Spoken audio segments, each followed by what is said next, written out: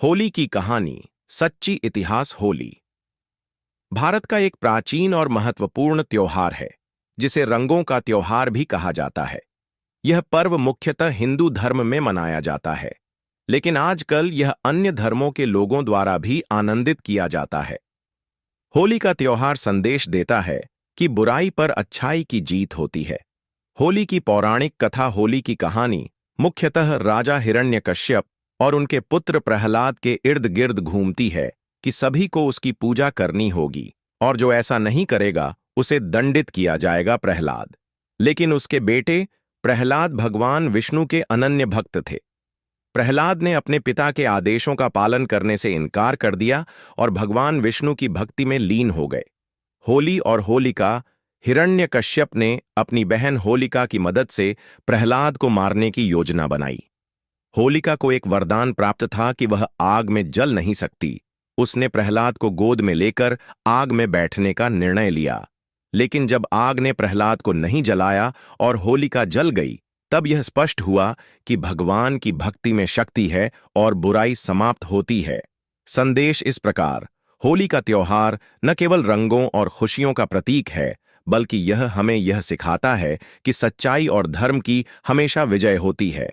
होली का उत्सव आज होली विभिन्न प्रकार के रंगों, मिठाइयों और सामाजिक मेलजोल के साथ मनाई जाती है।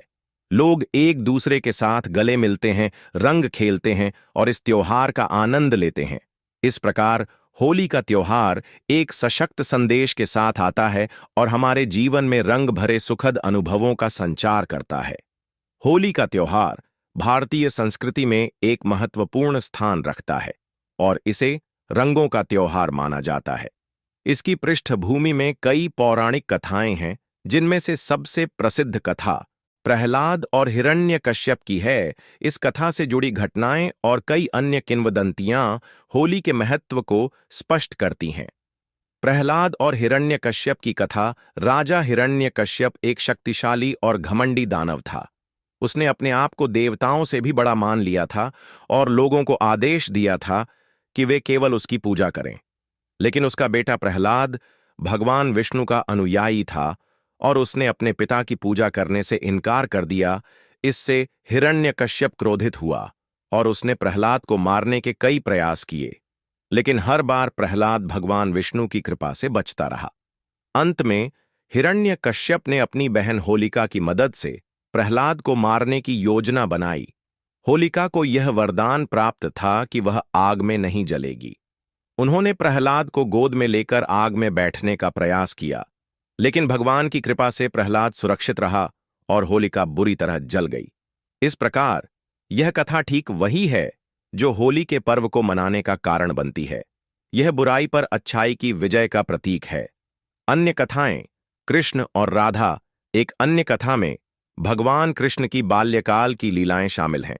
कृष्ण ने राधा और अन्य गोपियों के साथ मिलकर रंगों से खेला और यह प्रेम भरे रंगों का उत्सव बन गया। सूर्य देवता की पूजा। कुछ स्थानों पर लोग होली को वसंत और नए फसल के आगमन के प्रतीक के रूप में भी मनाते हैं। यह समय कृषि के लिए महत्वपूर्ण होता है और लोग सूर्य देवता की पूजा करते हैं।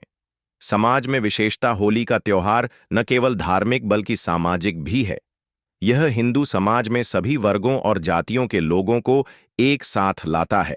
लोग एक दूसरे को रंग लगाते हैं, मिठाइयां बांटते हैं और मिलकर खुशियां मनाते हैं। उपसंहार। इस प्रकार होली की कहानी केवल एक पौराणिक कथा नहीं है, बल्कि यह एक गहन अर्थ की भी वाहक। विष्णु की आराधना करने लगा। क्रोध और प्रयास। हिरण्यकश्यप ने अपने बेटे को मारने के कई प्रयास किए, लेकिन हर बार प्रहलाद भगवान की कृपा से जीवित रह गया। बहन होलिका से मदद मांगी। होलिका की योजना। होलिका को वरदान मिला था कि वह आग में नहीं जलेगी। हिरण्यकश्यप ने होलिका को प्रहलाद के साथ आग में बैठने का कहा ताकि प्रहलाद को जलाया जा सके। लेकिन जब होलिका और प्रहलाद आग में बैठे तो प्रहलाद भगवान विष्णु के मंत्रों का जाप करता रहा और आग में जलने के बजाय होलिका जल गई, जबकि प्रहलाद सुरक्षित रहा। भगवान की जीत। इसके परिणाम स्वरूप बुराई पर अच्छाई की जीत हुई और यह घटना होली का प्रतीक बन गई। होली के पहले दिन, जिसे होलिका दहन कहा जाता है, लोग अलाव जलाते हैं और बुराई का दहन